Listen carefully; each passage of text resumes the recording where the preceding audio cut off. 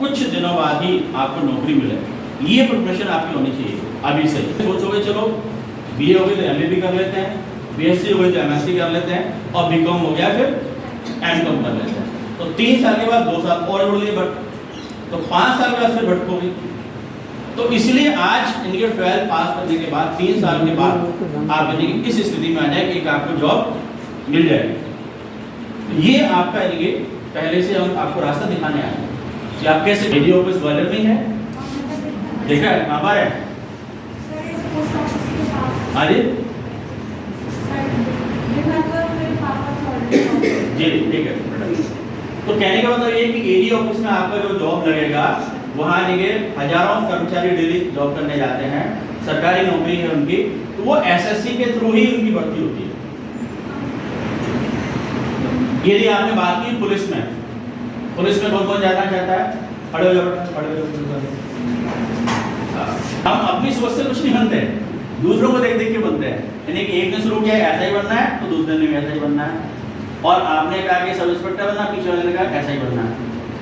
नहीं, अच्छा तो ऐसा ही कैसे बनेंगे, सब इंस्पेक्टर कैसे बनेंगे? बट आप बताओ ऐसा ही बनोगे जी, और आप सब इंस्पेक्टर कैसे बनोगे? अच्छा, आपकी जो वर्दी होगी उसमें कितने स्टार होंगे सब इंस्पेक्टर में? जैसे खुशी बोल दो है, एक होगा। आप सब इंस्पेक्टर लोग कितने होंगे? 2 स्टार। बैठो। अरे बेटा दोनों एक ही बात बोल रहे हो। और अच्छा होगा किसी ने कहा नहीं कि मैं थानेदार बनूंगा, और चौथा ये बोल देता मैं दरोगा बनूंगा, तो सब एक ही हैं। सब इंस्पेक्टर, एसआई, थानेदार, दरोगा और उप निरीक्षक जिसको हिंदी में बोलता है, ये सब एक ही चीज है, सब एक ही बनोगे। एक ही जैसी ड्रेस मिलेगी, एक ही जैसा एग्जाम होगा, एक ही जैसी आपकी पोस्टिंग होगी, पर एक ही जैसी सैलरी मिलेगी। तो ये सारी चीजें क्या आपको पता नहीं है, ये पता होना चाहिए, तभी तो बनोगे। बस सुन लिया है क्या सब इंस्पेक्टर बनेंगे, अब कैसे बनेंगे ये पता है? चारों में से किसी को पता है कैसे बनोगे? वो तो हम उसकी बात पता ही है, उसमें क्या क्या सब्जेक्ट आएंगे इसके बारे में बात। सर ठीक है, कुछ हद तक का पता है भाई, अच्छी बात है कि इनको कुछ भी नहीं पता था। देखिए ये सब इंस्पेक्टर का जो एग्जाम होता है तो बड़ा लिखते चलो आप है ना, और आप लोग भी बन जाओगे सब इंस्पेक्टर, कोई बुरा थोड़ी होगा। मैं यहाँ सिर्फ सब इंस्पेक्टर नहीं बना रहा हूँ, यहाँ आपको बहुत सारी पोस्टें दिला रहा हूँ। मैं बात कर रहा हूँ अभी व्यापम के एग्जाम की। व्यापम या जिसको बोलते एग्जाम होते हैं आपके इंस्पेक्टर ग्रेड के, और आपका आरक्षक लेवल के, और असिस्टेंट ग्रेड के, ये सब आपके एग्जाम पीईटी के द्वारा होते हैं। यदि हम सब इंस्पेक्टर की बात कर लेते हैं पहले, सबसे पहले जिसकी बात हुई है, तो सब इंस्पेक्टर एग्जाम में आपके जो प्रोसेस है वो 3 लेवल पर होता है। आपका 3 चरण है इसके। पहला चरण आपका होता है रिटन एग्जाम, लिखित परीक्षा, और ये लिखित परीक्षा आपके वस्तुनिष्ठ प्रकार की होती है, यानी कि आपके मल्टीपल चॉइस क्वेश्चन होते हैं, वस्तुनिष्ठ प्रकार के प्रश्न होते हैं। और ये एग्जाम है ना ऑनलाइन होता है आपका, मालूम है आपको? सारे एग्जाम लगभग ऑनलाइन है। आपका व्यापम के एग्जाम भी ऑनलाइन है, एसएससी का भी एग्जाम ऑनलाइन होता है, वो ऑनलाइन नहीं होते, बकाया सारे एग्जाम इनके ऑनलाइन होते हैं। तो इसमें आपका एक पेपर होगा सब इंस्पेक्टर में, कितने नंबर का होगा? आगे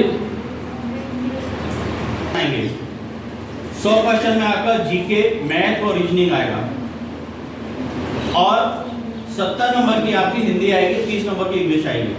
तो इस तरीके से 200 क्वेश्चन आपके आएंगे। इसको पास कर लेते हैं, फिर आपका फिजिकल होता है। फिजिकल में कुछ इवेंट्स होते हैं, और आपके वो रनिंग होती है, ऊंची कूद होती है, लंबी कूद होती है। अभी तक इनके सिर्फ ये 3 थे, अब इनके और बढ़ा दिए जाएंगे। अब आपका इनके रनिंग भी 2 टाइप की हो जाएगी, एक लॉन्ग रनिंग, एक शॉर्ट रनिंग। ठीक है। इसके बाद फिर आपका इंटरव्यू होता है। तो ये सारी चीजें आप जब कर लेंगे तब इसका मित्र बन पाएंगे। इनमें कहीं भी एक भी चरण में आप फेल हो गए तो फिर बाहर हो गए। इसलिए अभी से अच्छी तरह से तैयारी करें, है ना। आपके कॉलेज में भी ग्राउंड है, इधर आसपास और भी ग्राउंड है, तो सुबह सुबह आप रनिंग करने जाएं, फिजिकल बना लें उससे, ठीक है। और फिर आप अपनी पढ़ाई भी करें। इसके बाद हम बात करते हैं आपके बैंकिंग एग्जाम के बारे में।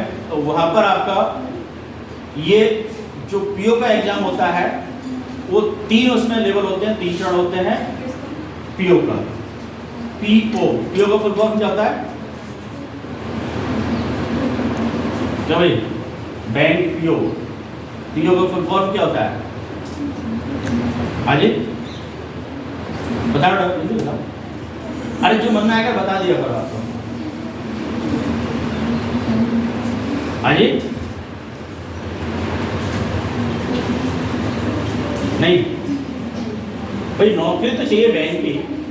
अरे ऐसे थोड़ी गड़बड़ आ रही है आपकी नौकरी चल के, आपको जाना पड़ेगा, सारी जानकारी जुटाना पड़ेगी, और जानकारी जुटाना पड़ेगी। इसी के लिए तो मैं आपको जानकारी देने के लिए। तो पीओ का मतलब होता है प्रोबेशनरी ऑफिसर। क्या होता है? Probationary officer.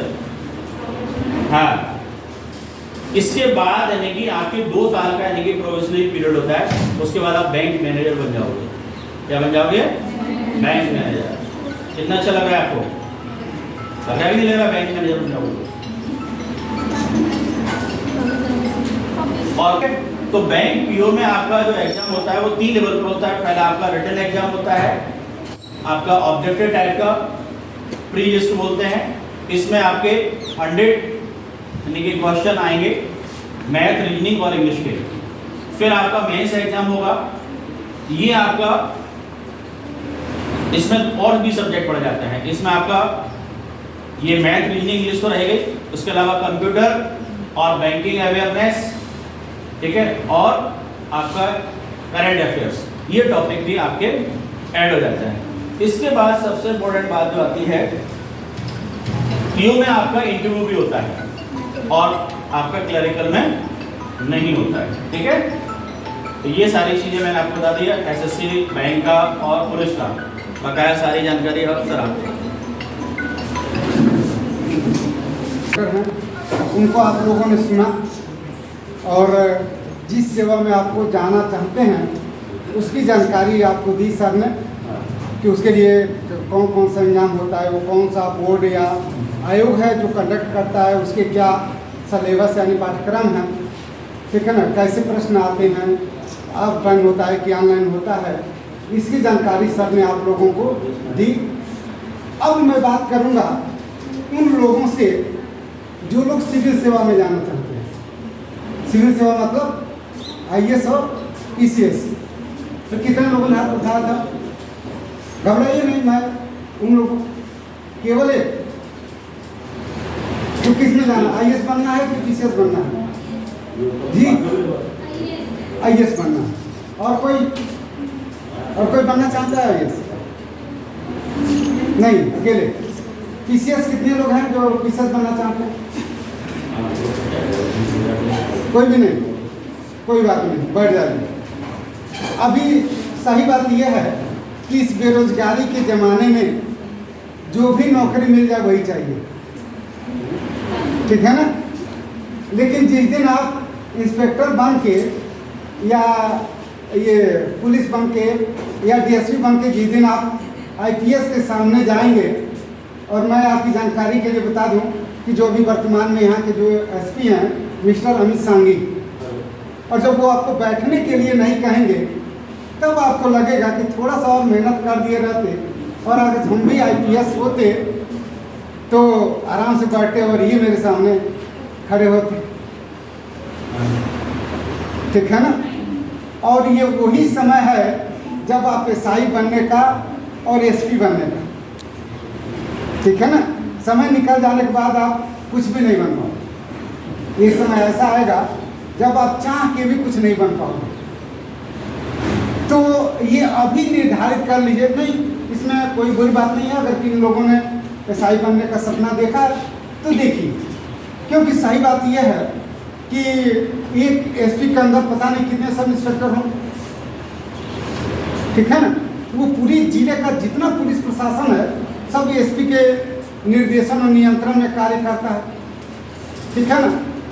और उसके पिताजी होते हैं डीएम साहब, जो ये लड़की बना, क्या नाम है आपका, सुना, संजय तोमर। तो संजय तोमर जब ये कल को बन के आएंगी, ये देख रहा हूँ ना कि स्मार्ट सिंह राजपूत को, ये क्या है, एक IAS अधिकारी जिनका चयन अभी हुआ, ठीक है ना, बढ़ जाइए। तो ये अगर जो डीएम है, जो मिस्टर कौशरन प्रताप विक्रम सिंह जो हैं, जो ग्वालियर के जिले के डीएम हैं, अब इनसे बड़ा इस जिले में कोई अधिकारी नहीं होगा। मतलब होंगे ऐसा नहीं, जैसे कमिश्नर है या DIG है पुलिस में, वो एक अलग बात है, चूँकि ये कमिश्नर ही है ग्वालियर, तो उनसे भी बड़े अधिकारी हैं कमिश्नर, और अगर को कमिश्नर बनेगा, डायरेक्ट कमिश्नर, डायरेक्ट मुख्य सचिव नहीं बनता है। या सबसे बड़ा पूरे इंडिया का जो सबसे बड़ा प्रशासनिक अधिकारी होगा वो होगा मंत्रिमंडल सचिव, वो भी एक IAS होगा, वो भी वरिष्ठ IAS है।